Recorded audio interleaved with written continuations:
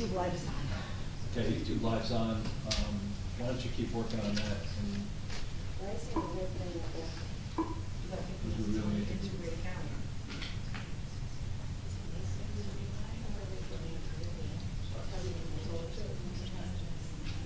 Try to drop that in and turn it on.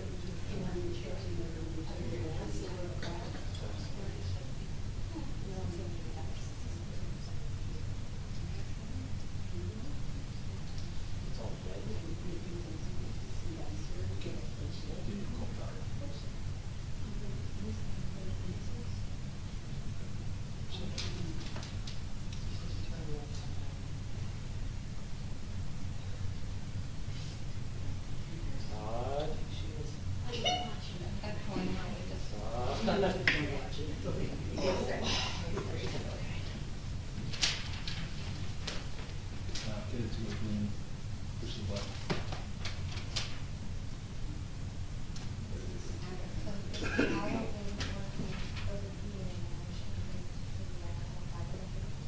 We need to start it. You need to start in order. That's what it is.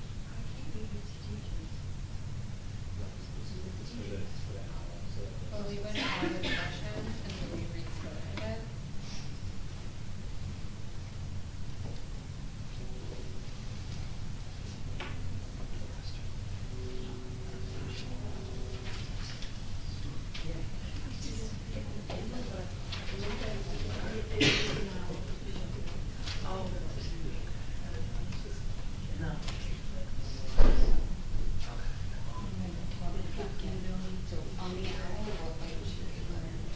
The eyes are. The eyes are Oh, playing. the eyes are moving forward, but.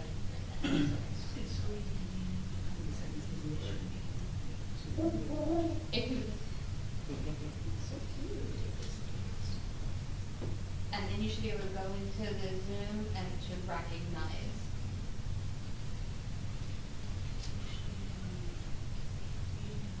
So go into settings, go into and make sure that it's set up for Owl. So you were registering for Owl to save it to your webcam. No. It says close Zoom and open it back up. My next suggestion. All together?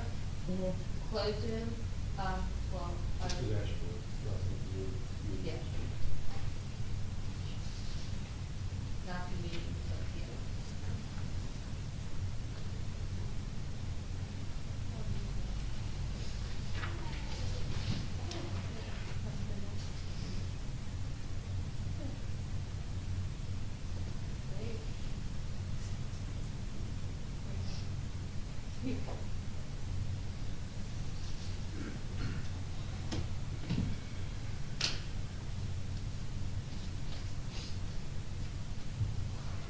Correct, yeah.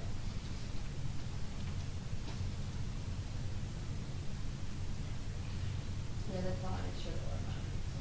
You know, it's us.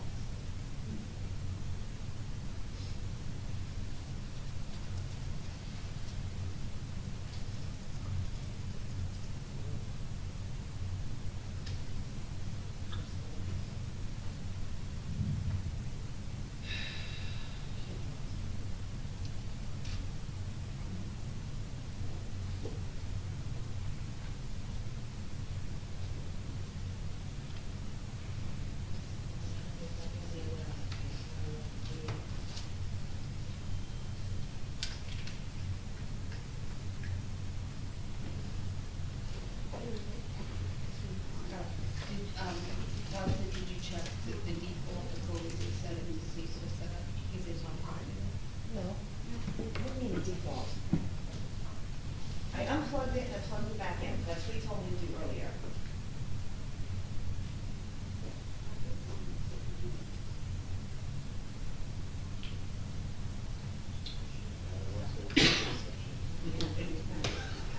So if you go into the upper right with the borough logo, This here? Yeah. It says welcome to the clerk. And go to settings. That's where I was, but I don't know where it was. Okay, so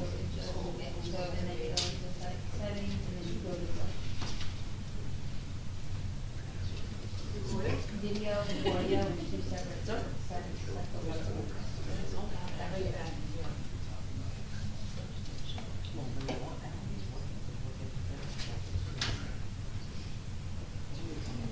Do you see?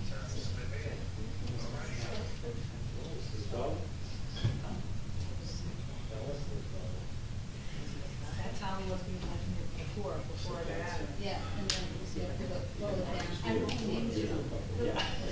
Move that. They are. Oh, pull it down. She just had a burst of bubble. You can see inside her. Here you go.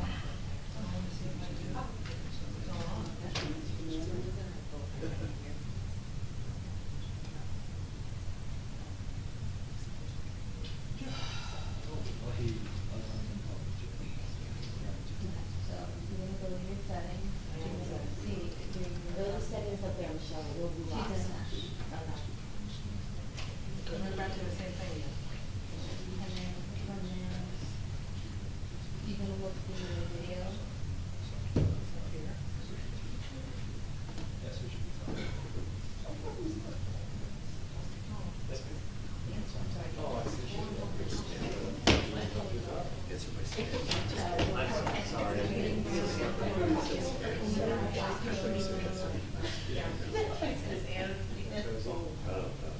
Post video. So go pull that new video. Post video. I think that's recording.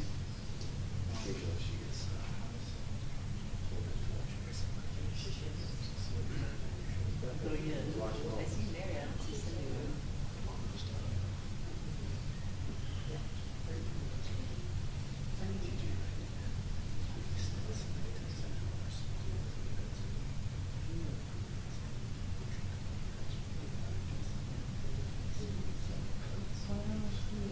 Wait, it's not on CD either.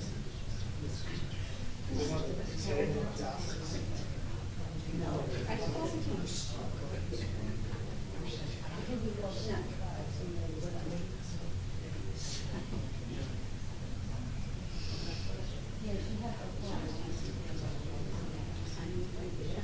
Yeah.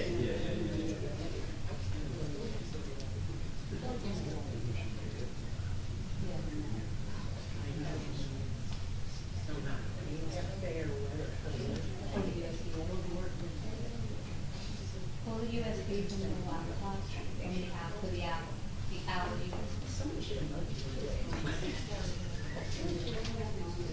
Now to five. Plug it out.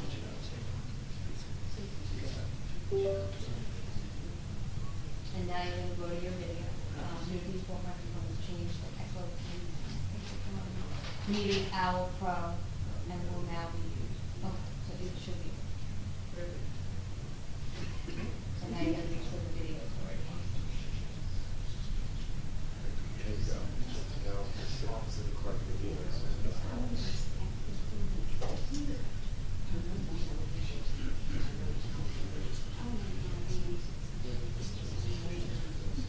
Does the public hear us?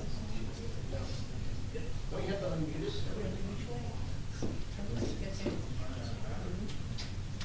On the owl, the microphone, maybe.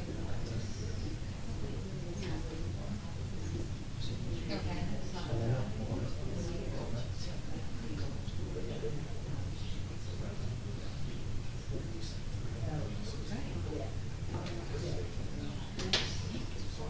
Nate, I don't know anything, anybody else here that they can hear me on. No, I'm used, I needed this. Good? There. But, so you have to check and see if you hear me speaking. Okay. No video, but they can Is hear. it fixed or not? There's no video, but they can hear me. I can hear no video. Start video. No video. Okay. On the bottom. Is it Zoom though, right? Owl! He's back. Yay! He's heard, yeah.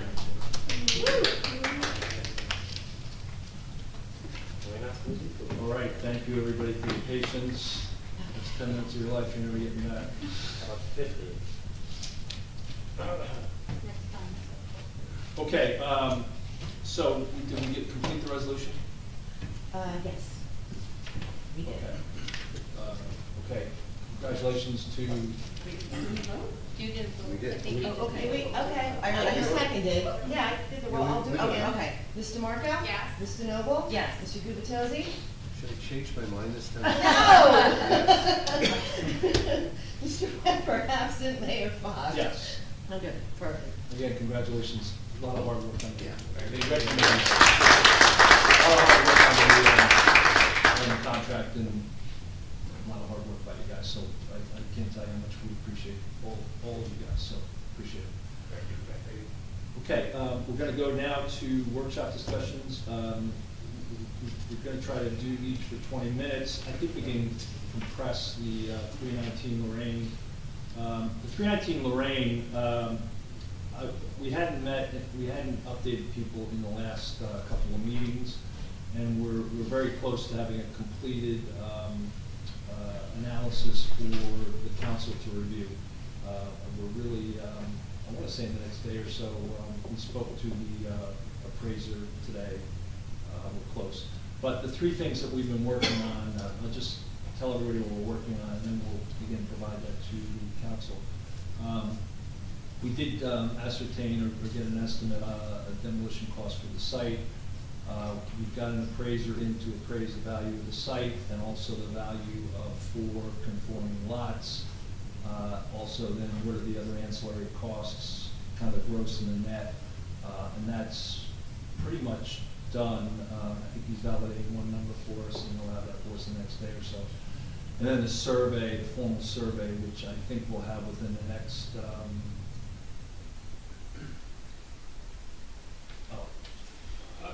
Few weeks. okay, next 2 weeks. So we can parcel out the information that we have for the council, because the first 2 items, they're not gonna change by the details of the survey, but we're very close to having that complete, and then we can confer on the next steps. I didn't wanna speculate a lot on those next steps at this point, but I'll answer any questions anybody has.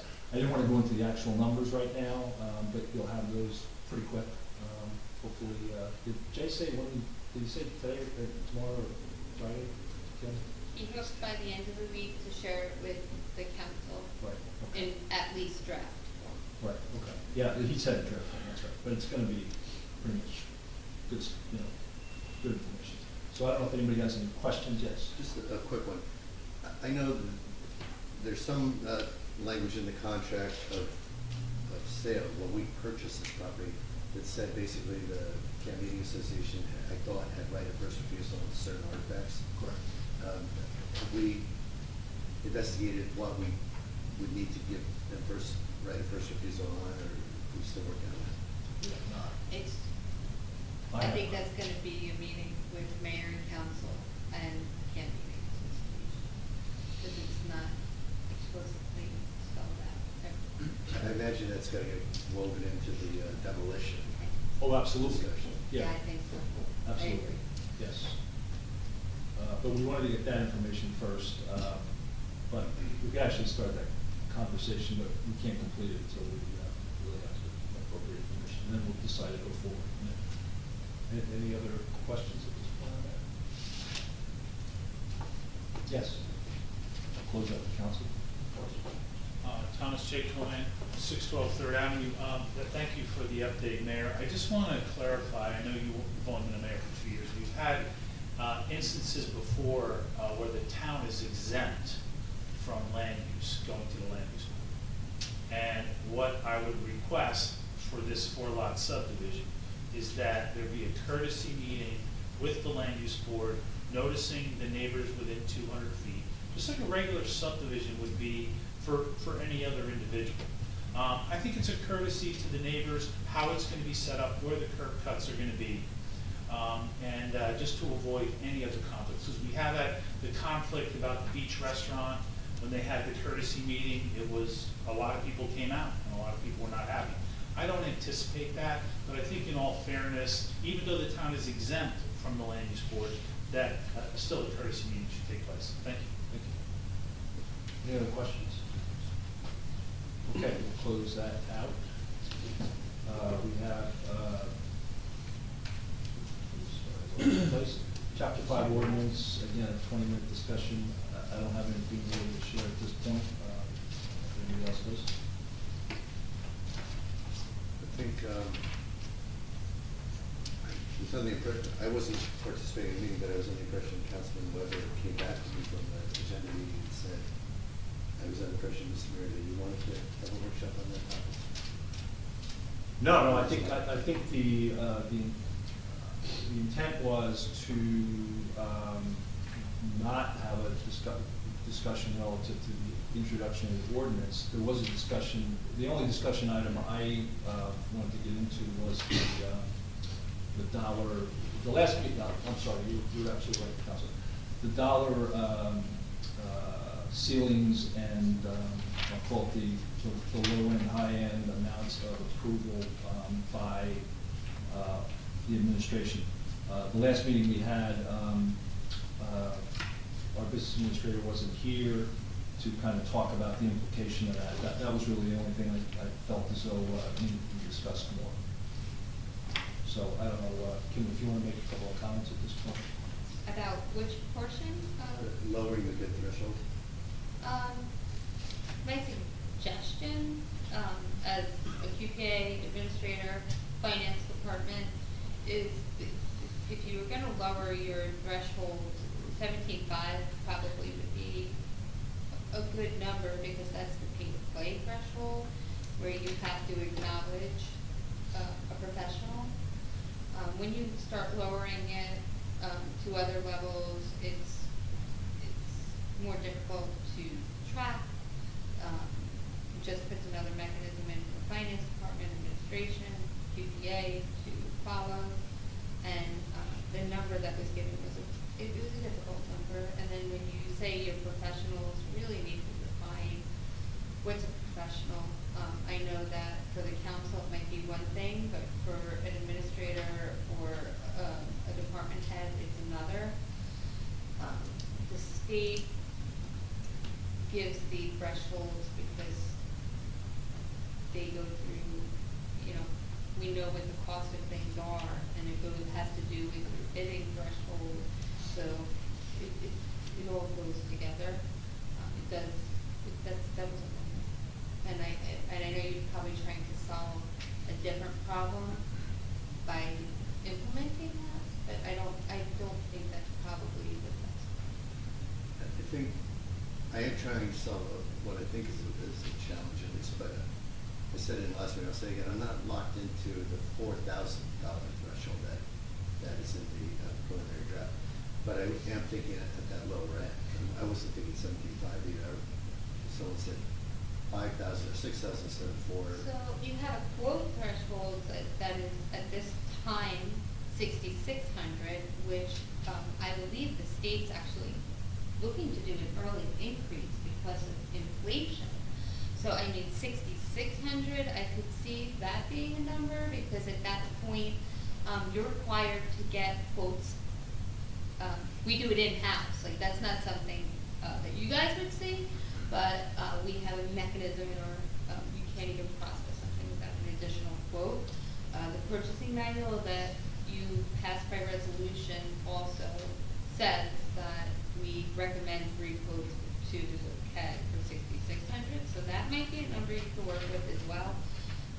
I use it, that's kind of low still, but especially if you have a department where they have that mechanism in their budget to get a professional. Like you might have sheet trade when they got the arborist in, so then like that wouldn't have been able to have been awarded without a resolution. So you just have to remember that sometimes you need a continuity factor, that some things have to happen. And, as long as you take that into consideration, I believe, or there's just some type of communication that really needs to happen, and not a change of your purchasing manual and your finance policy. And those current amounts tie to the state statutes, is that right? Well, it's the state recommendation. State recommendations, yeah, not statutes. increase. Yeah, and every 5 years they increase it, so you'd be bringing the numbers back to like the eighties, that number, when Right. it comes to functioning. Right. And part of the concern, at least that we're trying to wrestle with, is simply how much spend can take place without the council's awareness, because. 17.5, QPA with a certain vendor. And QPA That's the state, can yeah. go up to 44,000, correct? Yeah, but at 17.5, you do a resolution spend, so, so you know you're using that vendor.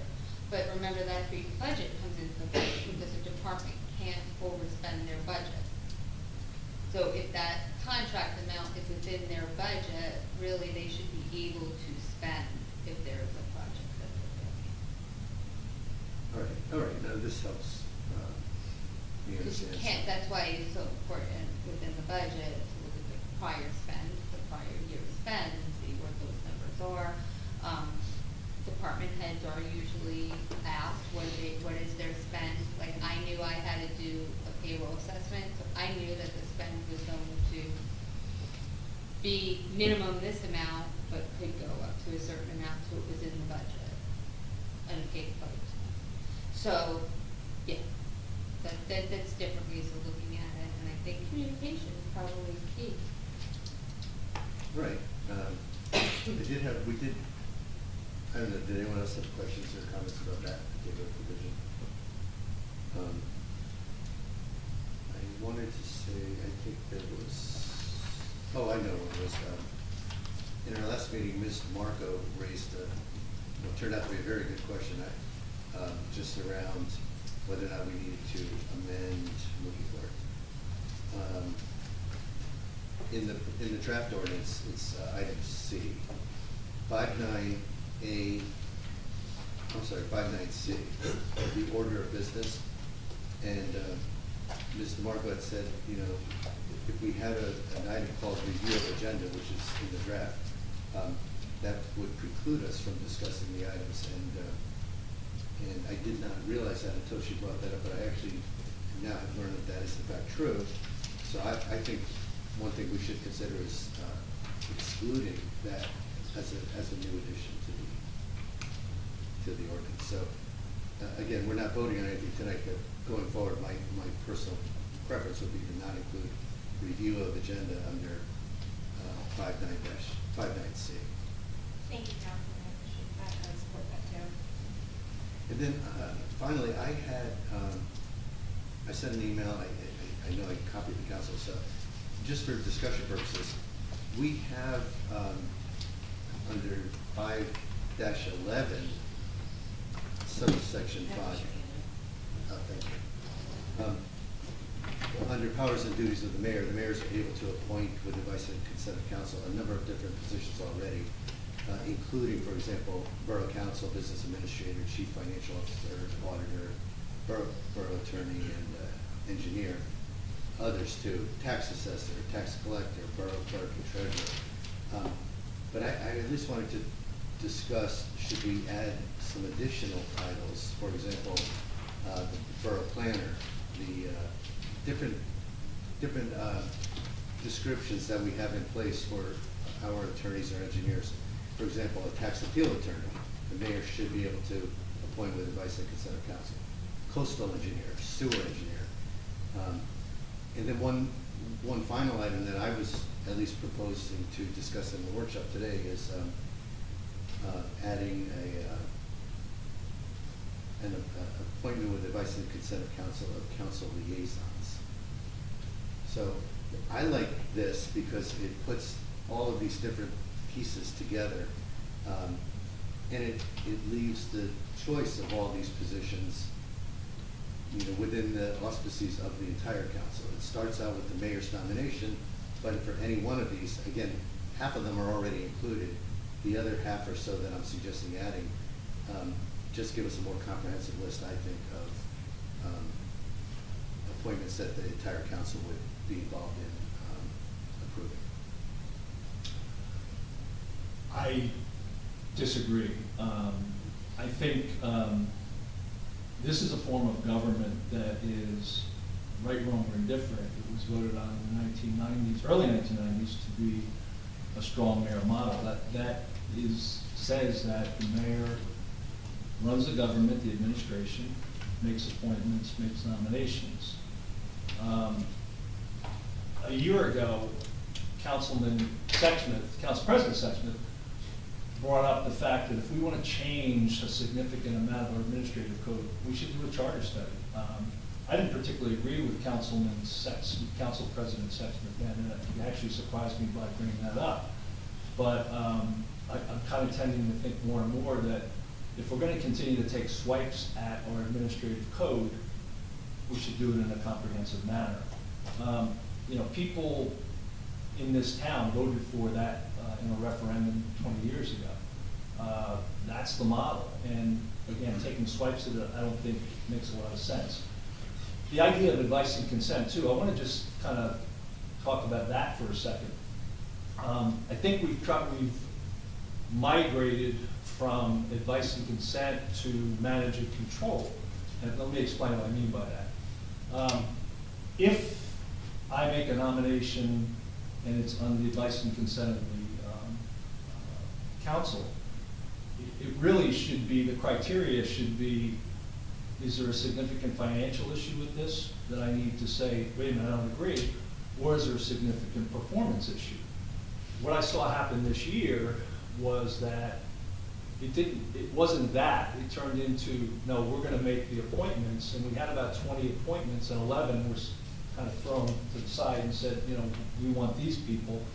And advice and consent should, and I don't want to use a derogatory term of like a rubber stamp. It's not a rubber stamp, but it is that. It's advice and consent. It's not approve and control. So I think we've kind of crossed that line this past year.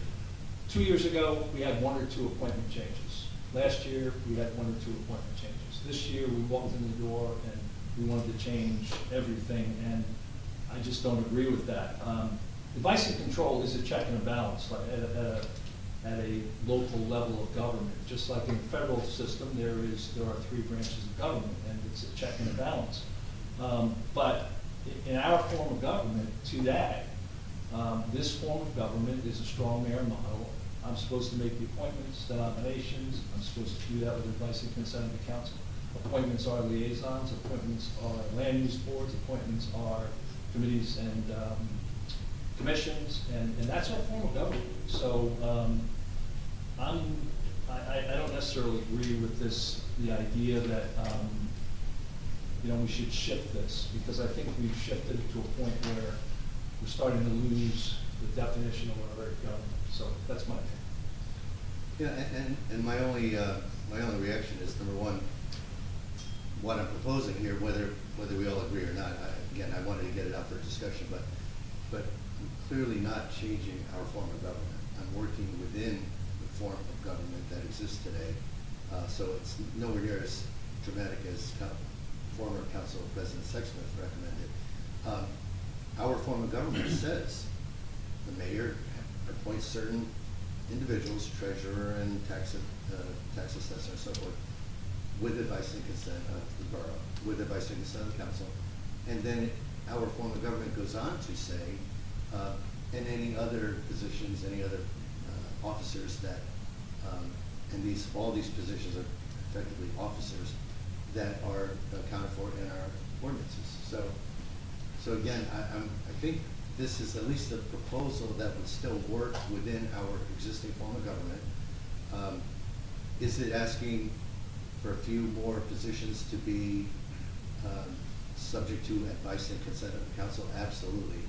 Mr. Mayor, I know you would see that as, encroaching upon, your authority as mayor, and in fact, it is taking away some of that authority, but it's taking it away within our form of government. We're not changing the form of government.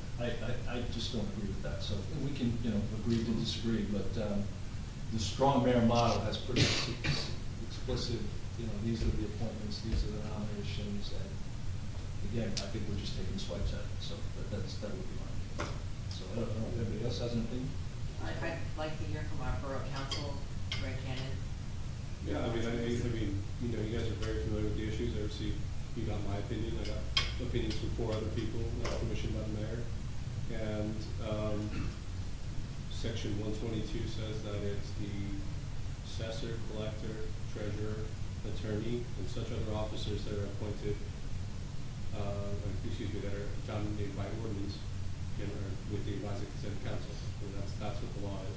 Section 124 sort of counterintuitively indicates that the mayor is responsible for recruiting and selecting those who qualified for the officers and employees of the town, right? So there is not a black and white answer to the appointment question, right? It's 122, and you can say anything you put in the ordinance can be appointed by with the advisory consent of council. And the mayor can say in section 124, I'm responsible for selecting and recruiting the officers and employees of the borough, right? It's a quirk of the Faulkner Act that creates a conflict of laws issue that comes to light when the council and the mayor here are disagreeing on who to appoint to various positions. The one thing that, this has been my chief concern from the beginning, which has not been accounted for in any of the 4 countervailing opinions that I received, we're all talking about professional services. All these people who are appointed, not employees, they're professional services. And none of the countervailing 4 opinions that I received explained to me how we're appointing professional services. Some clearly are going to be paid above the bid threshold without a resolution of the governing body, advice and consent aside. In fact, those 4 countervailing opinions all leave it as the mayor can leave all these people in place for the entire course of his term. That violates not only potentially the monetary threshold, but section 15 of the Local Contracts Act says that a professional service contract cannot be more than 1 year. So, those are real concerns that are outside this academic argument about the Faulkner Act that I've addressed in full, in my opinion. I've suggested Chapter 5 edits that bring us to a point that close the loop on the lack of advisory consent or failure to nominate. I think that solves the legal issues, but in a closed loop that gets everyone paid when the auditors come as authorized. I recognize that the mayor disagrees, and I don't know how that's going to play out. What I wrote to you numerous times, I implore you all to come up and compromise and figure out a position that doesn't require the borough to litigate the issue. But that's the best that I can do for you in closing the loop on, if we all don't agree, and people are here for more than 1 year as professionals being paid, and there's no vote, I'm not really sure how that works. It's just a practical matter, beyond all the legal argument, or the esoteric Faulkner Act argument up there. So, again, compromise solves everyone's problems. It's why we don't go to trial in my business. And so I encourage you guys to do that. That's the best that I can do for you. I'm more than happy to make those changes that you guys all mentioned, to review the agenda and what have you. I'm not sure we're gonna. We can sit here all night and argue. I just gave you the conflict of laws issue. Yes, and I appreciate that. And I don't know if anybody else has any other comments, because I can kind of add on to that comment. I think we've spent since last year an enormous amount of time on something that I don't think's really moving the town forward. We met in January, and I mentioned 4 things that I'd really like us to concentrate on as a council and as a community, and that's our footprint, which needs a lot of work, and we put that in abeyance for the 319 Lorraine Avenue exercise that we went through for almost 2 years. Main Street, which we spent no time talking about. Coastal resilience. We're not spending any time on it. And diversity and inclusion. We had one presentation on our assets in town. I actually had one of my counterparts up here saying, why do we do that? We wasted time. I don't think that's a waste of time. It's a strategic area that's been neglected in this town. So, again, I just think we're spending a lot of time on something that's not moving the game forward, not moving the town forward. Closing time shot, closing point. And my closing point, Mr. Mayor, would be this in no way is obstructing us from doing anything else that would move the town forward. In fact, this is my effort, at least, to propose to the council solutions to challenges we faced where we have been stonewalled. Specifically, we have 4 positions that should have been reappointed, or someone else should have been appointed, for auditor, for engineer, for labor attorney, and for the other attorney. But that's an example of we're wasting our time, because because we should just allow the mayor to decide No, professionals. no, as I said before, in the past 2 years, we had 1 or 2 changes. This past year, it was a significant amount. Really, it's 4 positions that are left. All are highly competent people that have done a good job for us and continue to do a good job for us. My principle there is, why am I going to change the continuity of an engineering resource? Why am I going to take an auditor out who's now being recommended to other towns by our CFO because of the work they've done? We just sat in two and a half contract conversations, and that labor attorney, I think, has done an outstanding job. So my issue is, this should have been a layup back in December, January, but it wasn't. It should have been a layup as long as we all agreed with you. No. When I hear from a councilman, we got the votes and this is the way it's gonna be, unfortunately, no, I don't agree with that approach. I agree with putting the best people in place and having a continuity in government. That's what I believe. Well, I think we all agree on putting the best people in place. We just disagree necessarily on who those people are. But again, the words advice and consent, your reference was, it means approve and control. No, I did not say that. I wrote it down. You said rubbers. No, what I said was that advice and consent, in the context of how I understand it, is I make a nomination, I make an appointment. If there's a significant financial issue, performance issue, I would welcome a conversation with the council. And 2 years ago and last year, that's what we did. This year, that's not the case. So my point on the other 2 words I used, control and manage, was what we're migrating to, which is inappropriate. So that's what I meant. Well, And that's what I thought when I said it. what the public, I don't want to belabor this, what the public may or may not realize is, we went through a very exhaustive process, giving you, Mr. Mayor, all of our opinions.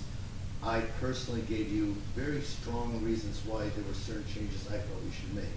I don't know necessarily what my colleagues did, but we all gave you our opinions. And you decided you didn't like our opinions, and you have locked up at least 4 of these professionals, arguably a 5th if I include HFA. So you've locked them up because you don't like people's opinions that disagree with you.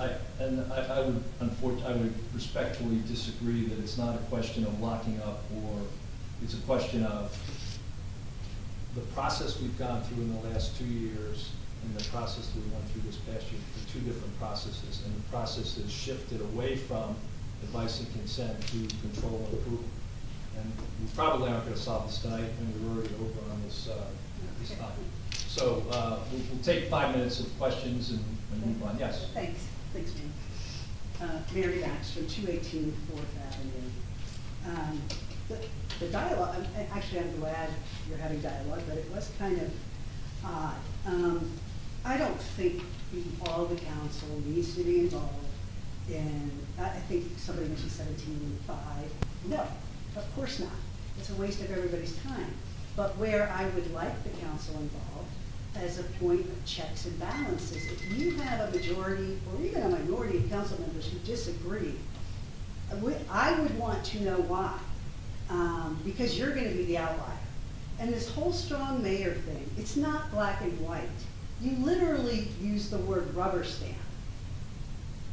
What's the point of electing council people? But remember the context in which I used it. I said it's a bad way of saying it. I was trying to think of another word for it. But it's a very clear by what you mean. And I don't want a council that rubber stamps. Well, I don't want a council, it's my time. No, I know, but I just need to clarify this point. The 2 points that I've tried to be very clear on is, if there's a financial issue with appointing somebody or a performance issue, that should be brought up. I absolutely agree with that. Good. Well, I think we're in violent agreement on that. Okay. It's just what I want to make sure. I think what our lawyer was alluding to is, this is shades of gray, right? It's not as clear as it could be. But I do want, in my view, council is there as a means of checks and balances. Not that you're doing anything wrong, but we do need checks and balances. Absolutely. And I don't think a strong mayor means you ignore everybody and go your own path. I would agree. But you know, so that's what I would ask. It is shades of gray. You may have to work to whatever you want, but I, for one, it is a strong mayor model. I think we all know that, right? It's come up a lot in this meeting and a lot of meetings. Great, I don't have an issue with it. But what I'd like clarity on is where does the council come in? And we are talking about professionals and stuff like that. I don't think you have to get consensus on all your decisions. No, that's not practical. But I do think they should have input, and I think the input should be taken under advisement and considered seriously. Absolutely. Okay, Absolutely. good, thank you. Okay, thank you. Yes. Thomas J. Cohen, 612 Third Avenue. Mayor, you just mentioned like removing an engineer and an auditor. Well, Moving an engineering remo- order. Well, that's what's proposed, to remove an engineer who's done good work and an auditor. But I want to point out, there was an election in 2020, and then when you took office, you removed the town engineer and the auditor at the time. So I don't understand how now, because there was another election, that it's a problem. People have different opinions. I'd also like to know why. I don't understand your point. Well, I'm sorry. You're criticizing them for doing exactly what you did. No. No, your administration changed the town engineer, now we have CME. And You also changed the auditor that was in place. I said earlier that in 2021, we had some discussion amongst the council Mhm. about making a couple of changes. We made those changes. And I was in agreement because there was solid rationale. In 2022, the same occurred. So I'm not sure what you're saying. Well, what's your reasoning for having these council members spend time and fill out way sheets and give it, and then you just say, no, I don't agree? Because it's a requirement. Okay, great, well then, but you don't utilize the requirement in the advice No, of consent. No, absolutely. I take the input and had hours of discussion with the council. Unfortunately, in a few of these cases, there wasn't a financial reason or a strong performance reason to make a change. Well, I'd like to just relate it to the current situation. We're advertising for a BA. The resumes were supposed to be in by the end of the month. Have you shared those resumes with the council? That's really No, not. no, it does, because what I'm No, it really doesn't. elaborating, It really sir. doesn't. No, because I- what I'm elaborating is, how can they give advice and consent if they haven't seen who the applicants are? Because we're not even at a point where we can assess what the top applicants are. who the top applicants Determined are. by who? Determined by well, it's gonna be, we're gonna use a search company to do that. Okay, Yeah. great, it just, I mean, again, the council doesn't know how many resumes have you accepted, sir? I think we've gotten 15 resumes, but that's just the beginning of the process. But how would the council determine who the best applicant is if they haven't seen all the resumes? You get to audit the resumes and submit the ones that you pick. This is the problem. No, it's not a problem. Yes, it is a No, problem. no, it's not a problem. You're creating or defining a problem that's not there. We're in the process of getting started with this search, so you're making assumptions about the process that you're not really aware of. What I'm trying to do, sir, is avoid the same situation that we're in now with these professionals. No. That we have carryover professionals without the consent of the council. But appreciate I your see input. how you work. I see your administrative skills. Thank you. That's unfortunate that you made that comment. Thank you. Yes, Mr. Sheets. Eileen Shishias, 112 Fourth Avenue. I think this was a very healthy discussion to observe, but I have to share a very honest opinion. Mayor, the ball is in your court to start compromising. You're not, and it comes clear across, it's either your way or no way. And that is an observation that I had watched. I notice your body language, and as soon as you have somebody come up here that you don't agree with, I see the interaction with your council. You're the person, you're the leader. You pride yourself in being a strong mayor. Show it with beginning to compromise and be respectful to everyone. Thank you. I think I am respectful of everyone, Mr. Sheets, number one. But two, If you look at the appointments that we've done to date, I would suggest that I compromise more than anyone with the council relative to those appointments.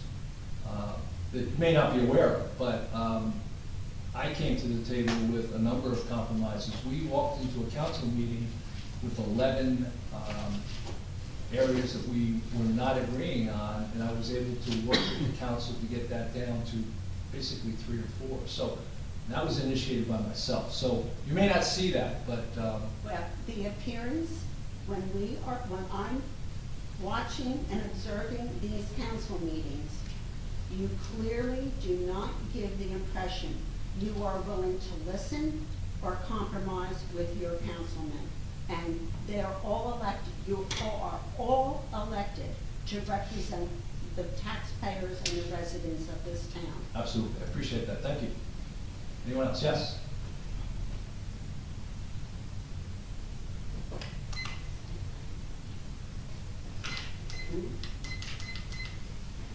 Nancy Manno, Ocean Park Condominiums. Mr. Gubitosi, you made a comment that was so perfect and it's out of my mind. I'll have to review the tapes and use it next week. I would like to see, well, let's start with Mr. Sexsmith, who, after he mentioned different forms of government, I asked for months to proceed with those presentations. That ball was dropped not only by him, but by the council at that time. I think strong mayor council, strong mayor government depends on literally the strength of a mayor. And I do believe in checks and balances, that's why I'm a bookkeeper. And we don't have any. And I count on the 4 council people to be my checks and balances. And I would extend it not just to professionals. I extend it to department heads. And with all due respect to our interim BA, who I hope will embrace us and do a wonderful job while you're here, where's advice and consent on that? You're paying somebody $100 an hour, has been reported, and I've not heard, perhaps it's because I just missed it because we know we have secrets, but I was not aware that there was any advice or consent, more importantly, consent on this hire. So, along with your professionals. Let's stick around. It's a resolution. Why are you interrupting me? That's not the point. I I'm did trying not to- ask a question. I I'm did not sorry. ask to be interrupted. I'm sorry. So that is where she's saying to listen. Please listen. So I extended to all of our department heads and maybe the second people in there to protect us. Please. The waste of money, the waste of assets, and the assets that were not presented when we presented assets all come together with how our council can get the work done that they were elected to do. Thank you. Thank you.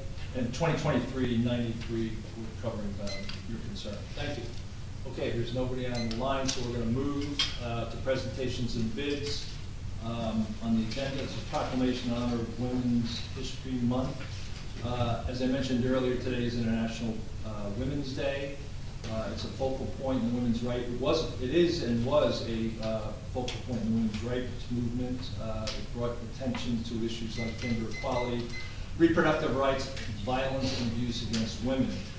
In 2022, an interesting fact that gender equality, the theme by the UN was gender equality today for sustainable tomorrow, looked at the sustainability of progress in our world by having better participation and better rights for all of our citizens and all of our world citizens. So I thought that was particularly because we are very environmental and sustainability conscious, it was very appropriate. But we do have a proclamation. I've asked Council President DeMarco to read that and take it away. A proclamation recognizing Women's History Month. Whereas American women of every race, class, and ethnic background have made historic contributions to the growth and strength of our nation in countless recorded and unrecorded ways.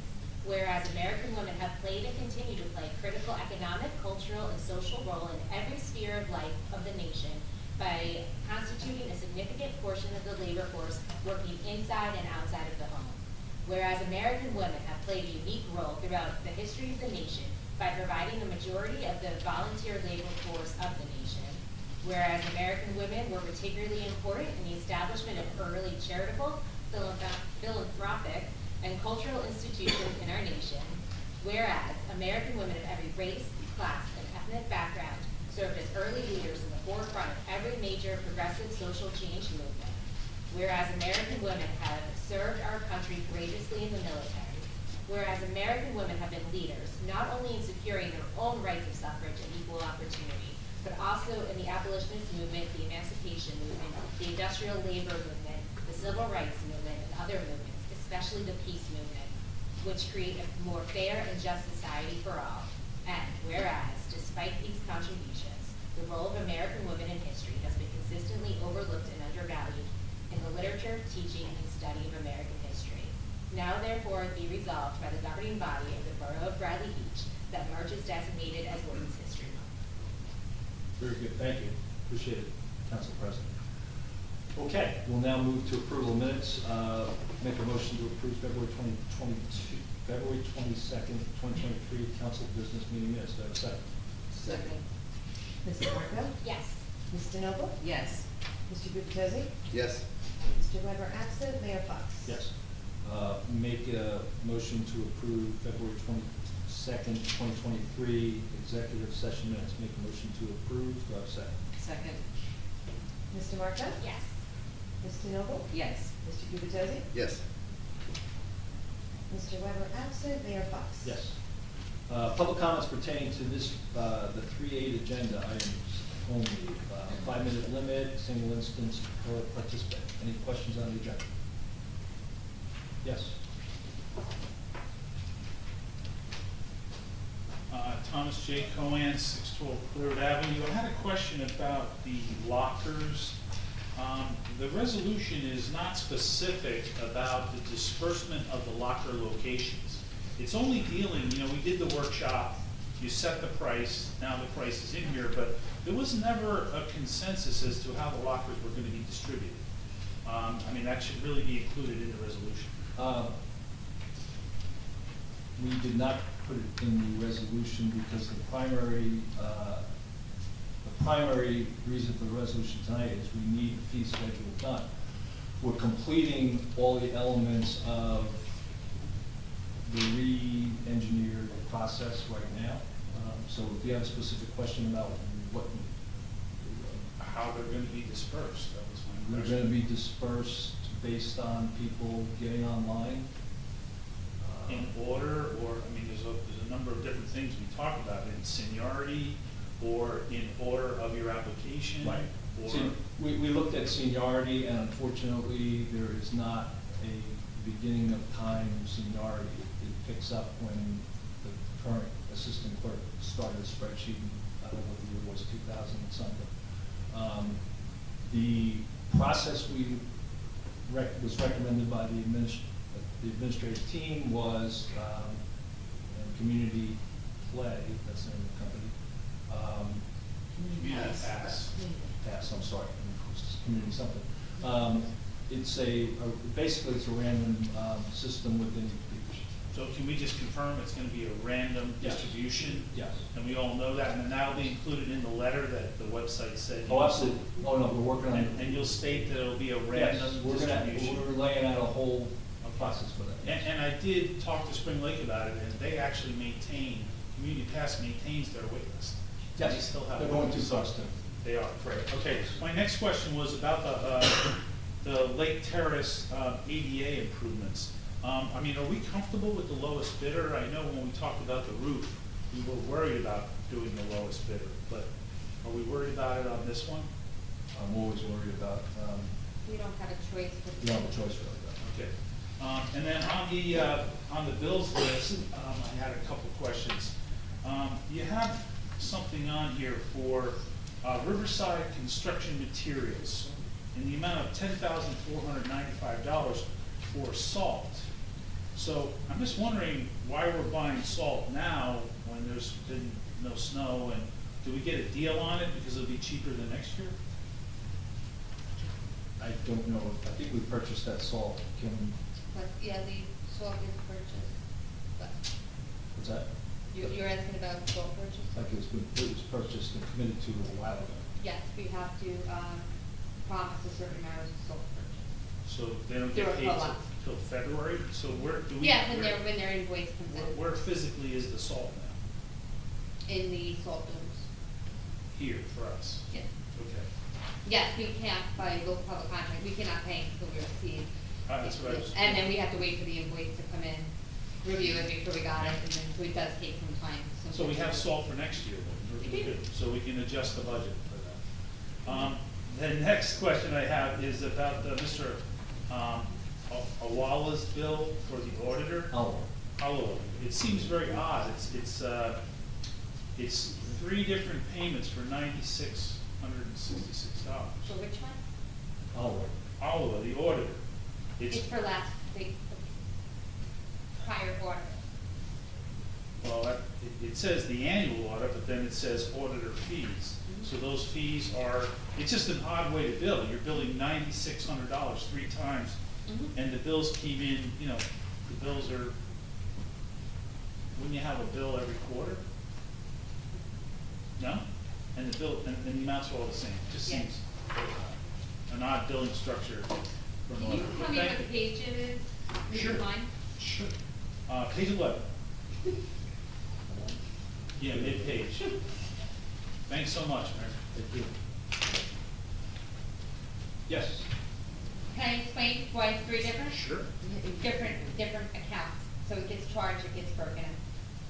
Different accounts. Current fees you took, sewer. Or If sewer. you- Yeah, so if you take a look at the budgets, right, and you have a 2, that says the year. 01 means from current fund, 05 means sewer, 07 means beach. So that's how it was appropriated in the 22 Oh, so budget, and that's how you it just gets bill the paid out. same for all 3? Yeah. Okay, thank you. That's a good answer. Yes. Ms. Hopkins, I'm sorry, this might be about appropriate time, and Mr. Fairback, moving forward, is it possible to get the bill list printed out by account as opposed to one, like, just an admin's just printed out by account? That way we can see if there's something that maybe is a capital purchase that's not in the, like, capital funds. I mean, that's, I know you can do the magic You that way. can, the only thing is then it changes the check order, and so when we have over requests and certain different requests, it's much easier to look it up in alphabetical order. And that's the way it's been done, so to change it, I don't think we can change it separately once it's done either. I was gonna say, I was wondering if maybe we can do it. Well, I'll play around and see if I can figure something out. Yeah, yeah, but the account number is there. Yeah, no, I noticed that. Yeah. It's just for me, I think when, like to Mr. Cohen's point with his question, I think for me, if it's separated out, it makes more sense to me. Like I can say, this goes to the garbage, this goes to the beach utility, this is our, Right. current funds. So that's all. Yes. My name is Shishia Springfield, Fourth Avenue. I have a question about the bill list. Why are we paying finance charges?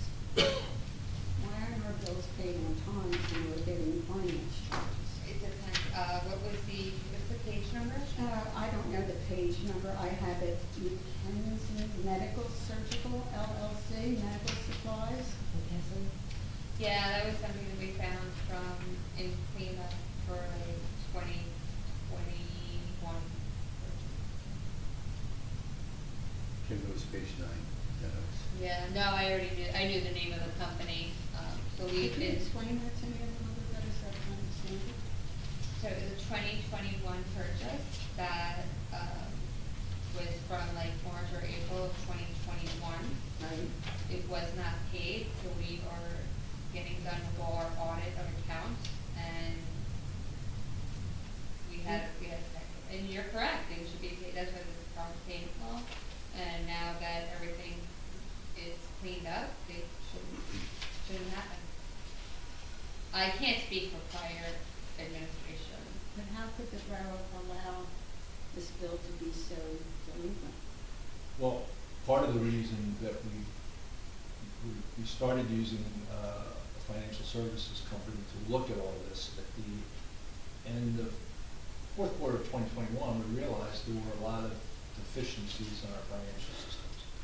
We began then cleaning all this up, and we've been continuing to clean it up. We're getting close to the end of cleaning it up, but there were a lot of deficiencies in our financial systems. Well, obviously, that's apparent. Yep, absolutely. I can't agree more. And it's a reflection on, who is it a reflection on? Unfortunately, it's a reflection on past practices. I'll take the reflection on the current group is saying, let's fix this stuff, and we put a lot of effort and resources into fixing it, putting procedures and processes in place that precludes this from happening. If things gonna happen, yeah, every now and again, out of the blue, something might happen, but we were finding enough stuff at the latter part of 21 that we said, time out, gotta get a financial services group in here to look at this and get our processes in place, and that's what we're doing. And who's we? The administration. You? I'm sorry, the mayor? Well, the and mayor direct- wouldn't, on a day-to-day basis, no. Right.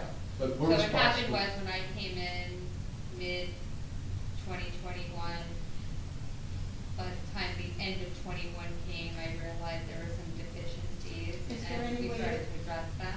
And this- Previous people who were in charge should be held responsible for any of this? That would be, Yeah, I think you know, so. I mean, I don't know. I'm not looking, I'm not I don't- suggesting. They're not that- here anymore, that's. Yeah, that's the sufficient. CFO, the combination of the CFO and Kim have done an outstanding job, in my opinion. There was a lot to clean up, and we continue to do it. Thank you. Thank you. Okay, if there's no other questions, we're gonna move to ordinance introduction. We have one ordinance introduction, ordinance 2023-5. It's an ordinance amending chapter 425 trees of the borough's revised general ordinance to clarify and enhance certain shade tree regulations. This is, for those, and I'll ask Councilwoman Denoble to comment, but the Shade Tree Commission's been in place for a couple of years now. They've made a couple of reassessments of the ordinance, and this is really just to clean up some of those things, but take it away. Yeah, Dr. Heflick, he's the former chairman of the Shade Tree Commission, and Councilman Weber have worked very hard on this, and I want to thank them. I'd also like to thank the Shade Tree Commission. It hasn't been around that long, but it's done a lot of work in preserving and promoting our tree canopy. The tree canopy refers to the part of our borough that's shaded by trees. The American forests recommend that we have a 40% tree canopy. We recently did an asset inventory of our trees, very similar to what the mayor was talking about before. And unfortunately, our tree canopy is at 16.7%, so not near the 40%. So, what do? We have a tree expert. And he says that right now, we're losing our trees right now to disease, to age, and to development. Now we have a little bit more mindful process. We have the Shade Tree Commission, and we have this ordinance. We also have our tree expert, Mr. Brash. He said a prudent way to approach this unique circumstance is to adopt a plan to plant what you can, where you can, as much as you can. It presents an opportunity to seek state funding whenever funding is available. And this is an excellent program, it's an excellent ordinance, and I want to commend the Shade Tree Commission. I've been a member and I'm now the liaison for the commission, and I want to thank them to preserve and protect our very valuable asset of our trees. Thank you, Mayor. Councilman. So I'll now ask if any other council have comments on this ordinance introduction. If not, I'll make a motion to introduce ordinance 2023-5, amending chapter 425 trees, boroughs revised general ordinance to clarify and enhance certain shade tree regs. Second. Mr. Marco? yes, Ms. DeNoble? Yes. Mr. Gubatose? Yes. Mr. Weber absent, Mayor Fox? Yes. Communications, we had 2 communication changes. We had 2 transfers within a couple of departments between the Transport and Community Development. Yeah, that's in the package. Resolutions. We have a number of resolutions, and I'll try to go through those with some pace. 2023-83, approval of a is this the consent portion? Yes, consent portion. Consent portion goes through, thank you, sorry. So, thank you. So I'll read through the consent portion. 2023-83, approval of refund for a street opening deposit to Chris Grover, Peak Construction, in the amount of $500 for 123 Kent, almost got a bonus. 2023-84, authorizing the appointment of special class 1 law enforcement officers attending the May class Monmouth County Police Academy. 2023-85, authorizing the appointment of a special class 1 law officer attending the June class of the Monmouth County Police Academy. 2023-86, authorizing the appointments of returning special class 1 law enforcement officers. 2023-87, approval of the National Multiple Sclerosis Society to conduct a charity bicycle for Saturday, May 13th, 2023, from 7 a.m. to 4. This is a pass-through bike event. 2023-88, approval of the Open Haven Music Fest to conduct a 5K run Saturday, September 9th, 2023, from 9 to 12. Also a pass-through run only. 2023-89, approval of Kaleidoscope of Hope Foundation to conduct a 15th annual walk for Saturday, September 23rd, 2023, from 6 to 12. There will be music played after 8:30 and the use of the gazebo. 2023-90, authorizing 1-year lease extension for the 2023 surf camp. And 2023-91, authorizing a 1-year lease extension for volleyball clinics in the volleyball clinics. I'll make a motion to approve the consent agenda. Second. Mr. Marco? Yes. Mr. Noble? Yes. Mr. Guptazzi? Yes. Mr. Weber absent, Mayor Fox? Yes. 2023-92 bill list for March 8th, 2023. Make a motion to approve the bill list for 2023-92. I'll second. Mr. Marco? Yes. Mr. Noble? Yes. Mr. Guptazzi? Yes. Mr. Weber absent, Mayor Fox? Yes. 2023-93, a resolution appointing Gregory C. Fehrenbach, Principal Government Management Advisors LLC, as acting borough administrator and awarding a non-fair and open public service contract to Government Management Advisors LLC to perform acting administrative services. Make a motion to approve 2023-93. Second. Mr. Marco? Yes. Mr. Noble? Yes. Mr. Guptazzi? Yes. Mr. Weber absent, Mayor Fox? Yes. Congratulations, Mr. President. 2023-94, authorization to award a bid contract to Lake Terrace Park Review improvements. Make a motion to approve 2023-94. Second. Mr. Marco? Yes. Mr. Noble? Yes. Mr. Guptazzi? Yes. Mr. Weber absent, Mayor Fox? Yes. 2023-95, authorization of award of proposal for administrative construction costs for Lake Terrace. Did we just do that? No, Yeah. no, No, it's- that's right. For the Lake Terrace 88 Park, I thought I was doubling up there. Make a motion to approve 2023-95. Second. Mr. Marco? Yes. Mr. Noble? Yes. Mr. Guptazzi? Yes. Mr. Weber absent, Mayor Fox? Yes. Excuse me. 2023-96, establishing beach front locker fees for 2023. Make a motion to approve 2023-96. I'll second. Mr. Marco? Yes. Mr. Noble? Yes. Mr. Guptazzi? Yes. Mr. Weber absent, Mayor Fox? Yes. 2023-97, authorizing the Borough Administrator qualified purchasing agent to advertise for bids with an award not to exceed $80,000 for a hook lift truck for the Department of Public Works. This We would we should discuss that. discuss this. You just have a moment of council discussion. When you're finished. On this particular, Yeah. 2023-97? Yes. Okay. So I guess there's council comments on 2023-97. Yeah. Really informational, educational perhaps for the audience. Maybe one or two people saw this on the agenda and reached out to me individually, just asked me what this was all about. So just to make sure everyone knows what we're doing, if you haven't read the resolution already, our DPW reached out to the mayor, and the mayor in turn reached out to the council to say, hey, we do need a second truck. The one we have today, and it's only one, is 13 or 14 years old. It's fairly old, in pretty good shape actually, I'm told. But one of the big challenges we as a borough face is this particular truck, if it goes in for any kind of maintenance or if it has any kind of, God forbid, breakdown in the middle of a snowstorm type of thing, we don't have a backup. So I asked if there was an opportunity to secure a brand new truck. The truck we're looking at is still a used truck that's been totally refurbished apparently. But it's a used truck, and I asked if we could get a new one instead. Would that make more sense? And apparently the new price tags are over $250,000. So I withdrew my request once I got that information. So I just wanted the residents to have a little better understanding of what we're voting on here and why. Okay, make a motion to approve 2023-97. Second? Second. Mr. Marco? Yes. Ms. DeNoble? Yes. Mr. Gubatose? Yes. Mr. Weber absent, Mayor Fox? Yes.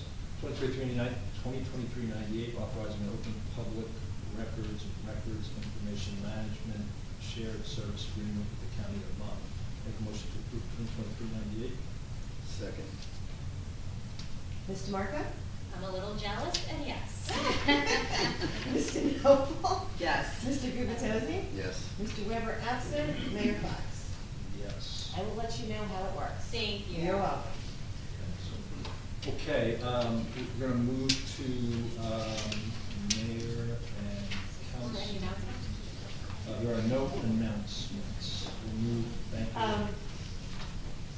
We had one, I guess we'll do it during public comments. I had one email. It was, I should have read it during the Comments. agenda. You should do it during. Public comment? Yeah, we'll do it second round. I just want to make sure. Okay, thank you. Thanks. See the chief here. I had asked Chief Reed to make a few comments. I guess he's not available, but also asked the borough administrator if she has any comments or report outs that she wants to make. The current business administrator, yes. Do I want to wait? You're up. Okay, I have the fire and first aid report. First aid for the operational period ending March 8th, 2023, squad responses to 9 paid calls, 79 calls, for a total of 16 calls. 12 for medical, 4 for fire. There were no out-of-town mutual aid requests. The squad required no mutual aid. The squad fulfilled 100% of their assignments for the operational period. For the fire department, for the operational period ending March 8th, 2023, the department responded to 4 requests for the department. The department conducted 1 drill, ground ladder and power flow safety for the safety and education of the members. There were no out-of-town mutual aid requests, and the department requested no mutual aid. The department fulfilled 100% of their assignments for this operational period. Please note that the fire department and first aid are still looking for volunteers. They offer free training for qualified individuals. Anyone wishing to volunteer for the fire department or first aid squad applications can be found on the borough's website. Please mention, it says, please mention the cooperation that exists between the fire and first aid squad that is allowing us to keep answering our citizens' needs, medical care, and fire protection at no cost for 24/7, 365 days out of the year. And this is prepared by Secretary John Clark. And that's all. Is that it? You didn't have anything engineering related? Well, that would be for, I would ask that the engineers get up and speak to that. Yeah, that's been that way for our engineer. Thank you, Kim and Mayor Council. So just a couple quick updates. You just awarded the ADA improvements to Lake Terrace Park. So that's exciting. We'll get the contracts executed with that, and we'll set up a pre-construction meeting with the contractor, figure out his schedule. We have the improvements to Park Place Avenue. That's your DOT-funded project. The plans and specifications for that have been completed, been submitted to the DOT for review, and we're awaiting their approval before we go out to bid. There are 2 projects that we found out that there is federal grant money available through Cory Booker's office and Frank Warner's office. We're looking to do improvements to Main Street. There's federal money. There's generally a lot of it. So we're swinging for the fences, trying to get a good grant that's available for that project. And then Sylvan Lake Park, Sylvan Lake walkway improvements. We're going to be looking for federal discretionary funding for that project. I also have a plan to attend the next Sylvan Lake Commission meeting on the 15th to discuss this project with them, get some input. And also at that meeting, I'm going to talk to them about a recent request from your Public Works Director for Sylvan Lake Park landscaping improvements. There's some dead plants out there, perhaps a need for some shade trees, and we want to improve that. And I'll be able to have a discussion with them, get their comments, and figure out what would be agreeable to everybody. And that's all I have. If anybody has any questions. When is 3rd and 4th Avenue getting paved? 3rd and 4th Avenue, I guess that is in regard to the sewer project? Yeah, it is. Yeah. That is not being handled by my office, so Okay. I couldn't tell you. All right. So Kim, do you don't know? That would be the spring, well, further, I know Spring. we've had a mild winter, but Yeah. it would be. Yeah, it's gonna be, Open back up. it's high on the priority list to get done. So as soon as we can get them to do it, we will. Yeah, typically the asphalt plants shut down at Christmas and Oh. open up in Right. mid-March. But we also have curb cuts. We were very fortunate this year to finish more than we thought we could because of the weather and because we worked a little bit of asphalt magic. But we're hoping to finish that as quickly as we can this spring. Ben, just a warning, thank you, I'm happy to hear you'll be joining the Sylvan Lake Commission meeting. I know I've mentioned this to you a couple of times already, one more time, just to make sure you're not blindsided. That group, right now, as we speak, does not want any part of the walkway. So just go in there, eyes wide open. Maybe you'll change their minds, but I just want you to be aware. When I'm able to explain it to them, maybe they'll see differently. With the walkway- I don't want to take away from the green space that's already there. So the proposal is to take some of the roadway, which is, I think, in some parts over 50 feet wide, and use that to narrow the road and use that part as the walkway. Very good, they'll be interested in hearing about that. Could you do like a pervious walkway of some sort? Yeah, definitely. That is definitely one of the things we're looking at, particularly with the new NJDEP stormwater regulations. It's very strict.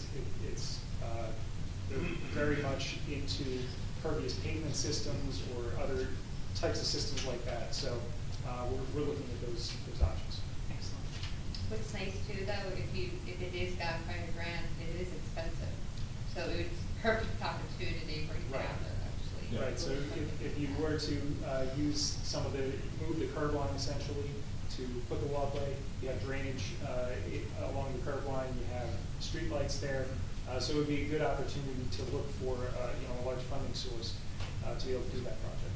Yeah. So that's one of the reasons why we're trying to go through this grant. Yeah, and we're trying to hustle because Congressman Pallone's office and Senator Booker's kind of hit us a little bit late on it and said, get it to us by the 15th and 17th of March. Yeah. So we're scrambling a little bit, but there's a lot of money out there, so if we can get some of that money, it would be good.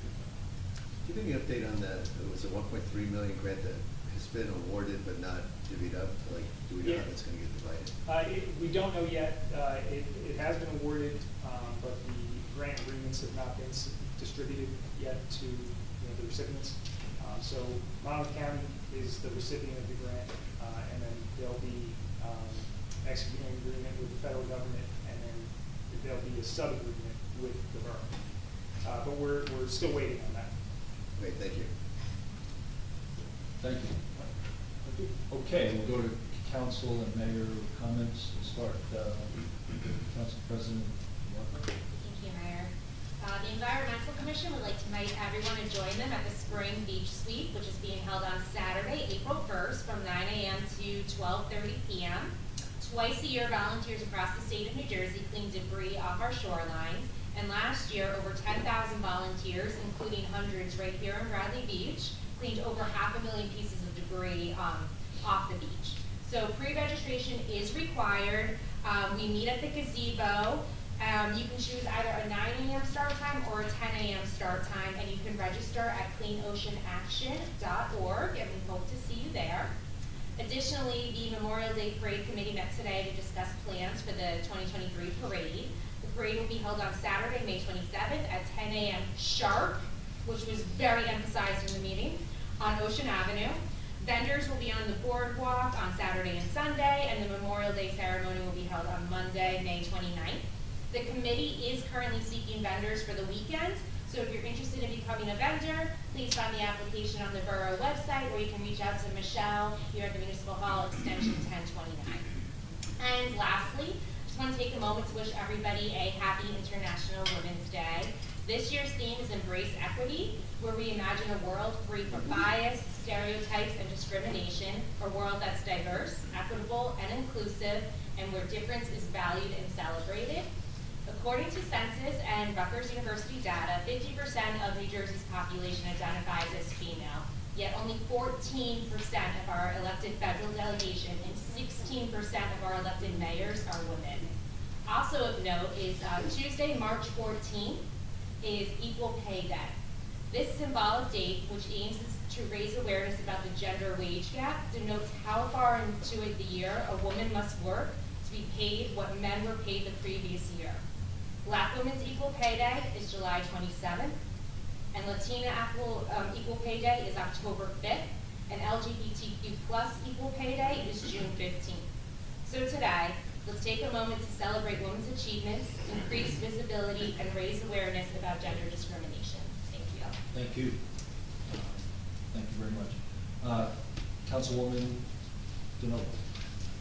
I am the liaison for tourism, and I have some announcements. The Mediterranean Festival is taking place March 25th, 2 p.m. to 8 p.m. at the Ascension Center, 501 Brindley Avenue.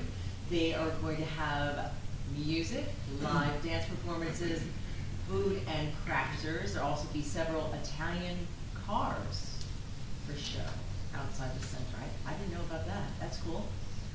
Annual Shamrock Hunt starts this Friday till the 17th. So take a walk around town and you might find a golden painted rock. You take the rock to the rec center and you pick up your prize. And then also on April 22nd, the Green Fair is coming back in Riley Park from 10 to 3 p.m. And with the school, okay, the PTA, mark your calendar, March 19th, it's a Sunday, 3 p.m. to 8 p.m. They're hosting a gift basket auction. And again, that's at the Ascension Center, and $25 per ticket, and that includes appetizers, salad, wraps, desserts, coffee, and water, BYOB, so it could be fun. Cool. Okay, and then, with the Shade Tree, I'm also their liaison, and they're going to do a planting again April 29th. If you would like a free tree, you can get a free tree. Shade Tree does it all with a lot of help from the DPW, of course. And you think, well, why do I need a tree? Well, trees are the ultimate multitasker. They clean our water, they reduce flooding, they reduce air temperature, they reduce energy bills, they increase property values, they slow erosion, they slow traffic, they reduce noise, they reduce stress, they improve your health, they increase economic stability, they provide habitat, they beautify our homes, they lengthen our road paving cycle, and they improve our quality of life. Now with the school, let's see, I'm the liaison for the Board of Ed. They had a meeting, they discussed their annual comprehensive financial report for the year ended June 30th, 2022. The kids, for the first time, had an engineered competition. The students had a blast competing against each other and other schools for tackling real-world problems and designing and engineering a design solution. These are our future. And the Board of Ed also celebrated the high honor students, and it was Happy Read Across America Week. And Mrs. Guzzi donated books. A local author came, Lisa Ellis, and they had guest readers from the Bradley Beach Police Department there. And they also had bilingual book buddies. They had a great time with the 3rd and 4th graders, and they stated, "En todos los idiomas, los libros son amor." In all languages, books are love. And that concludes my report. Thank you, Mayor.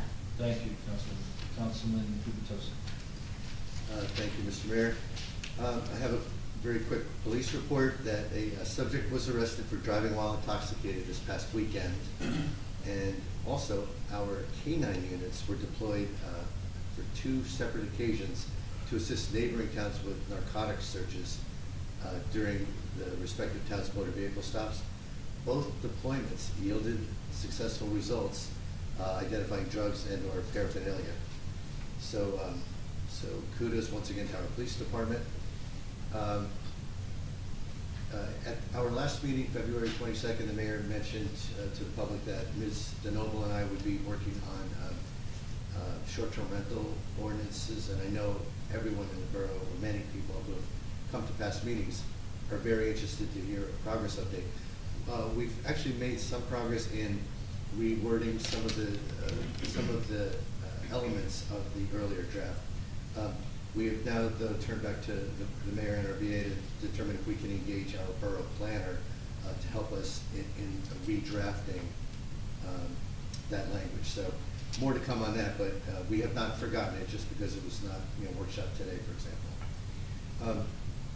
There was some discussion at our last meeting also about handicap lockers, and we're at least exchanging emails, the mayor with the other council members, just around some additional strategic planning that we'd like to see occur regarding those, the location of the handicap lockers and how we might best serve that community.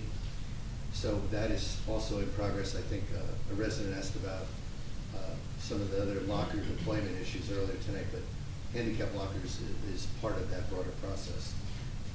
And in fact, I think, Mr. Mayor, you're planning to visit Asbury at some point. Already did. You did, okay. So Asbury, I mentioned a couple meetings ago, has some facilities set up to help accomplish improved access for wheelchair-bound handicapped individuals. So I'm looking forward to the mayor's feedback on his visit. It's a very cold morning this morning. Yeah. It was this morning in 40-mile winds. Yeah, not a good time to be at the beachfront.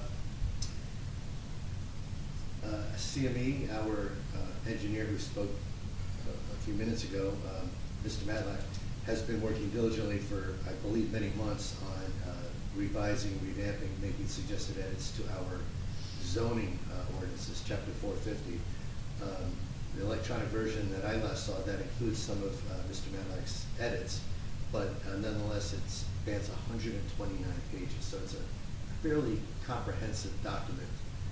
Number one, I want to tip my hat to you, Mr. Matlack, and anyone else on your team that you've engaged. And secondly, I am now, just as a representative of the council, I am now reviewing a lot of the suggested edits and plan to have a follow-up with Mr. Matlack at some point in the near future.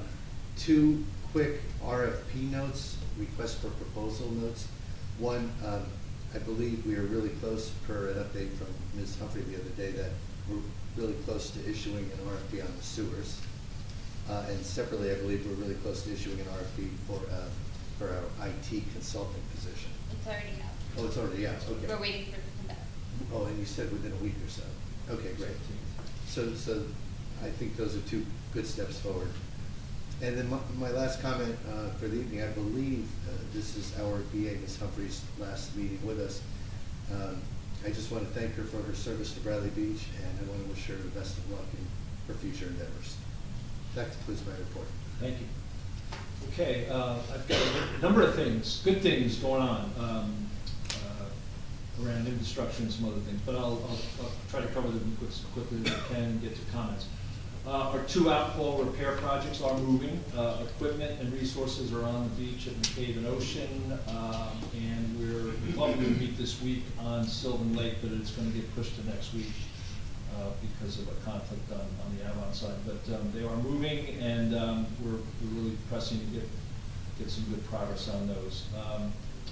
On the north side of town, we mentioned Lakes Terrace Park. They're receiving that grant for refurbishment, and we've just gone through the bid process, so we're very happy about that. We are focused on the walking bridge too, between our 2 towns, between the Fletcher Lake Commission's working between Ocean Grove and Bradley Beach, and in the April timeframe, we will be doing a significant amount of repair on that walking bridge. We're going through the elements of that right now. Anthony DeMine, the chair, has been working pretty diligently with us to get that moving. So, north side of town is getting some good attention, and we're going to see some good things evolve over the next months.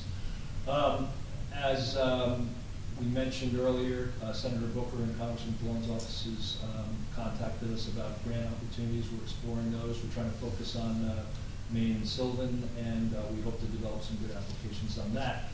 Beach locker emails, we're going to get those out, if not by the end of this week, by Monday at the latest, and that hopefully will get that process moving very vigorously.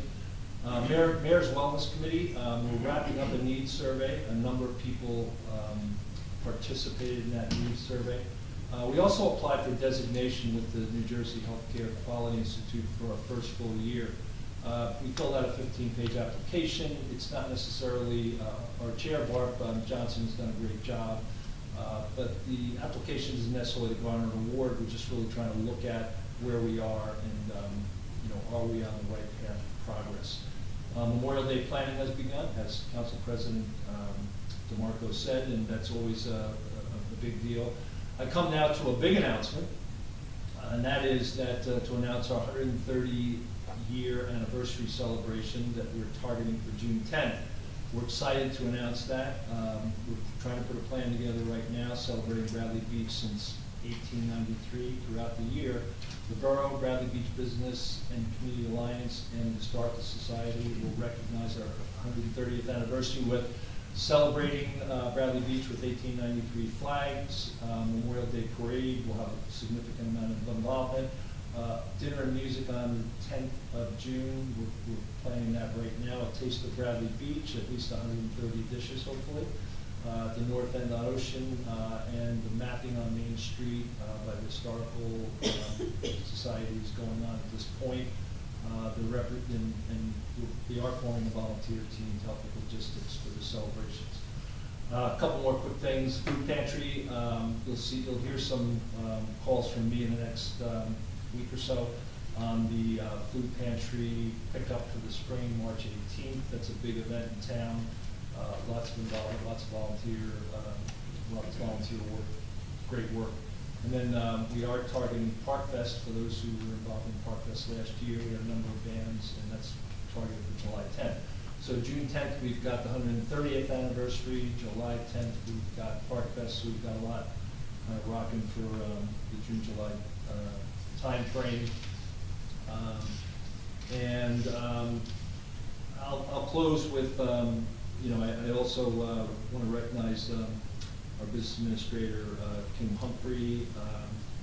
We certainly have a lot to be thankful for all the things she's done for us in the community, and certainly look forward to continuing some level of interface with her to keep in touch and keep us moving forward. So with that, I will close and take any comments. Yes?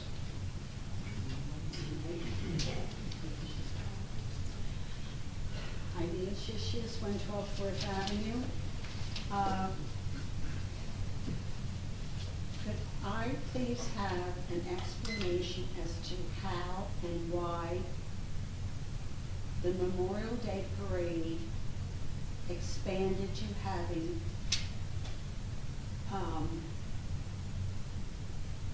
vendors on the boardwalk. I came here a while ago and explained my concerns for the residents, the taxpayers, how they are inconvenienced and their quality of life is impaired those days because of noise, traffic, odors.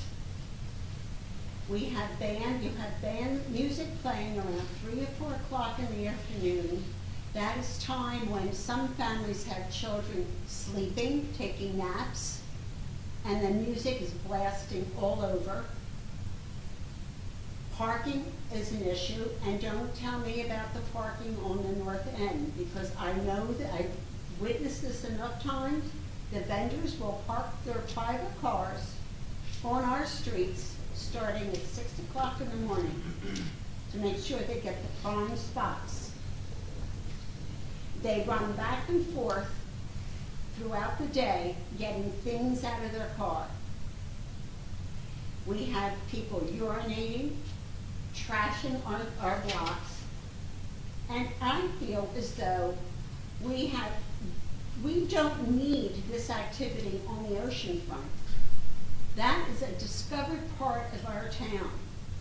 You want to talk about Main Street. We keep saying Main Street. Well, these vendors compete directly with Main Street. Why don't we have something on Ryder Park where our businesses can profit and benefit from it? This seems like it's a major conflict of exactly what you are trying to accomplish in this town. Beach revenues are never increased during these days. That is a proven fact. So I can understand how my attempt to bring this to your attention has fallen on deaf ears. And I'm not speaking just for myself, I'm speaking for the residents of the first 2 blocks. And I'm just very disappointed in you in not listening and not respecting the residents in those areas. And you're disrespecting the people, the businesses on Main Street who are struggling to make ends meet. And you're taking business away from them. I am very, as you can tell, I'm extremely upset and disappointed in the thought process. Thank you. Any other comments? Yes. Thomas J. Cohen, 612 3rd Avenue. This is the first I've ever heard about this walkway on Sylvan Lake, but you know, it's maybe an interesting concept, but we paved Bradley Boulevard less than 3 years ago, and now we're going to take it apart. So I just want to make that as a footnote for Mr. Matlack. You know, that was just done when the sewers were changed. So I'm going to take that one off my list. I'd like to welcome Mr. Fernback as the interim business administrator. Thanks for volunteering for this, and I hope you can really help the council in this advice and consent process as the temporary VA. I did also want to thank Ms. Humphrey for her service here in Bradley Beach. I wish you luck in Keyport. And I want to congratulate you on your nephew being hired as a Bradley Beach police officer. You must be very proud of him. Great, thank you. Anyone else? Yes. Hi, Tracy Davidson, 3044. I was going to ask about the street being paved. So when you say soon? As soon as is possible, I'm telling you. I'm on their case. So Because I was going to say maybe drive down it and see how bad it is. You know, it's really, really bad. I can't empathize with For them. a long time, it's been really, really bad. Gotcha. And also, yes, yay, International Women's Day. I want to point out again, our 2 council women have yet to have a picture on the council website, but there's no picture of either one of you. Sure. I just looked it up. I didn't see any I had picture. a photo op. There's no picture. thought that was So, done. I don't know who's responsible for that, We'll check that, because I thought it was done weeks ago. I just checked it just to Yeah, see. sure. It No, I'll check doesn't what show happened, up. Yeah, because it just- should have been done. Maybe it could be just because of my phone, I but. didn't get a photo emailed to me from the photographer, so maybe. Oh, from you me, didn't okay. get it yet? Okay. Thanks, Is it- Tracy. That'll Pictures do it. have been We can taken. put it up then. Communication. But yeah, just it would be nice, you know. Yep, for absolutely. that. Okay. Thanks for bringing that to our Thank you. attention. Yeah, wasn't aware of that. Anyone else? Yes. Dr. Tom McGuire, 610 Brindley Avenue. I know we're doing a holdover for those employees for 90 days, correct? Is what we have up to? That needs, it's still Not being employees, determined. but- Still being determined, yes. So, is it 90 days or, It's still being determined. so we don't know if it's 90 days? Isn't it like, I thought it was a rule or a law or something like that, that it has to be 90 We're days? going through that conversation right now. Okay, so, because the next meeting would be the last meeting if it is the 90 days, correct? Yeah. What happens if you guys, what if the council doesn't decide or vote on it? We'll move towards a resolution. So next meeting we'll have the resolution? No, I mean, I don't mean a resolution, I mean, we're trying to resolve it, yes. That's a good way of not answering it. Okay, thank you. Thank you. Yes.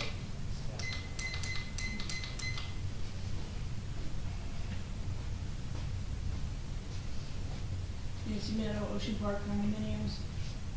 Ms. Davidson brought to mind, regrettably, the website, which found it kind of personally confusing that as of yesterday, and maybe even this morning, the sign at Borough Hall correctly indicated that there was a council business meeting tonight at 6:30. But on the website, it included that there was a 6 o'clock workshop. So, would have been nice had they had similar information, or actually the same information. And I look, there's 2 people listed as the communications department, and the communications get worse and worse, and we pay and pay and pay. And it's just mind-boggling again how this administration drops the ball. And the waste of resources and what I would call assets, although it didn't quite come up, I don't think, in the presentation, which is the people of our town. We are wasted. And it's just so sad and upsetting. And then we, in my opinion, are very generous with our salaries. Had so many people hired, so many people get contracts, and as I'm sure the council knows, it's very hard for the employer to break a contract. We really need to kind of prove like murder or rape in order to dismiss someone, something like that. But yet, these employees that we're so generous to easily break their contracts. And I'd like to see us think about legislating so there's give-backs to the borough who trained in the Bradley Beach Way, accepted them with open arms, paid for some training, maybe education for some people we also paid for, paid for seminars, dues, and all of that, and then we're cut short. Again, another waste of our funding. And this all comes full circle when you budget. And when you don't sharpen your pencil, and you continually give away with paying for the Memorial Day parade, paying for this committee, paying for that committee, which may I say is also very confusing on the website. We have different name, we have the same name for 2 different things. Community is one thing, community is another thing, as an example. And I just wonder, as the legislators, if you could put your heads together and legislate as much as possible, as picky as possible, because obviously, things just happen if we don't. And they seem to be taking our town in the wrong direction, which hopefully we can straighten out going forward. Thank you. Hey, I think there's one hand up in the back in the screen. And you have one comment. Yes, Paul Champion. Yes. Paul DeChampion, 411.5 Lorraine Avenue. On the Biasi Center mold situation, could I have a progress update? Yeah, I spoke to the head of construction today. He's hopefully get back to me tomorrow. The mold professional was coming in to do the deeper assessment as to the status, as to what the belief has to happen. So hopefully within the next couple of days, we're going to have that assessment from from the construction team. Thank you. I need to know, obviously, because of the logistics involved, if there's major remediation needed, I'll have to it'll probably involve the collection of the Historical Society Museum. Yeah, no, absolutely, and that is one of the concerns I had with the mold and construction guys, that we really need to get this assessment complete as quick as possible. So I had 2 conversations with our construction supervisor today. Okay, thank you. Thank you. Yes. Raymond Fennell, 506 3rd Avenue. Last year I was given a schedule that said the paving would be done by Memorial Day. That's roughly 10 weeks. Can we get a hard commitment on that? All right, I'll take that as a no. Well, I'm not going to say yes. The next thing I have to say is that what I've seen here, I'd like to finish my answer. Thank you, but no, you can wait. What I've seen here tonight, and over the last couple of years, is an extremely disingenuous behavior by you, Larry.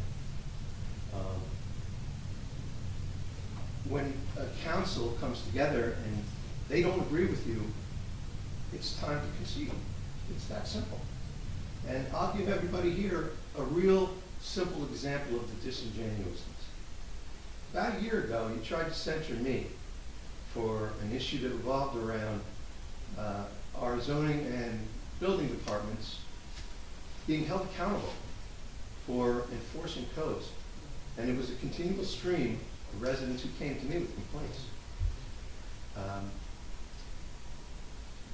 Eventually what happened was a couple individuals filed a claim against me. And that claim was so solid that they quit in 6 months and nothing ever happened, except for you trying to censure me for it. And in your censure, you claimed that I was not doing my job as a council member and I was detrimental to the town. 2 months ago, you signed a proclamation for my exemplary behavior and dedication to this town and service. That was a lie on your part to even sign that. That's just one small example. Thanks, guys. Thank you. Any other comments? We have Julia in Zoom. Julia Rand? Yes, Julie. Julia Rand, Bradley Beach Arts Council.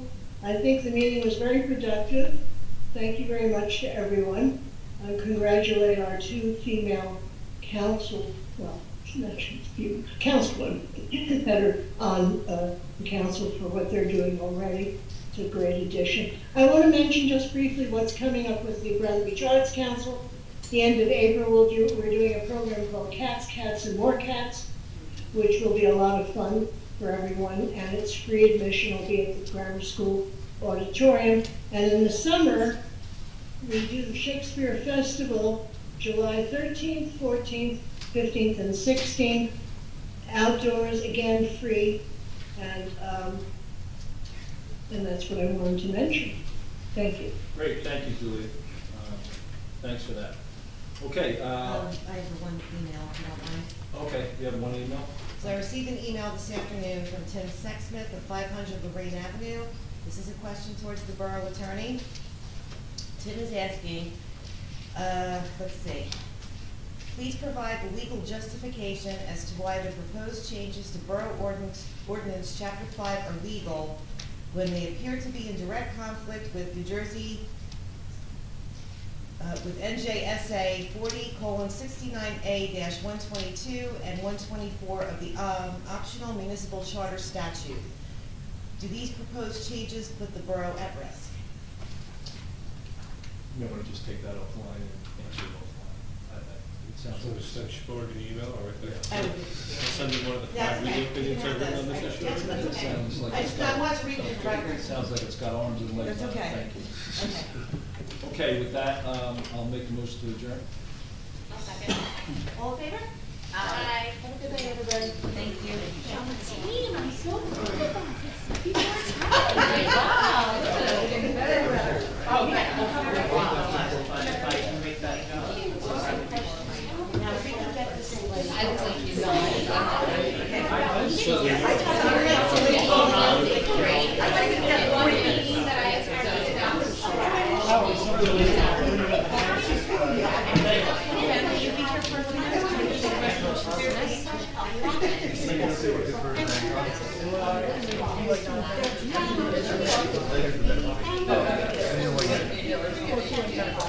You have to stop it.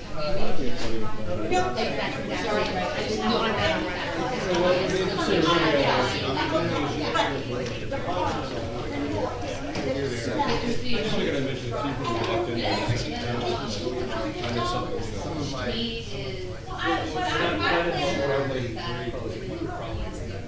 Why do you We probably got have? some I am from not others, so subject I want to give to you more the background. way I'm not trying to hold you. I don't know what policy and now that causes the prejudice. We pay It's our like taxes. being- We deserve to have the right to I heard that, and I totally, And like, we have saw your You're not comments, and even I, considerate of us you know, at I all. wanted to implement them, I thought they Take it were. up to our report. And I know the 22, like, the balconies and couple the things. I know that. And it falls on deaf ears, A lot of because it's you been don't care. You don't care about the residents and how they're in the community. I have no objection to the plate. You know you hit a raw button. I am furious about the lack of consideration for your residents. But there may be some good points too. That's why I really am looking for a Yeah, I think we can. But how, you just, I'm sorry, I interrupted you, because I'm very upset. Well, no, I know, but I was making my plan, and they can tell me I should change it, or, you know, whatever. So I was gonna send an email to the head of the committee. They were part of it. His name is Jerry. part of my community. Where I think his name is Jerry, he's new. I recruited them, because at the time they were the heads of the planning board and the board of adjustment. And who's perpetuating this? So a lot of what I'm now, when I was looking Like through I this, said, I I got was your thinking door. about listening to feedback. Could you please keep in I was a contact? little surprised. Yeah, so, Where and the- then what I'll do is, basically I'll send you that mentioned email so you see that I sent it, that I had everything, and then There has to be a It seems like people want to sit in agenda happens at the lack of respect for our citizens. And we're all so upset. thank you for sharing your. And I'm sorry that I listened to all. Never be sorry for our. Yes, it's just wrong. Have a good night. Special contract. And that's a very So on the right side of the Argue.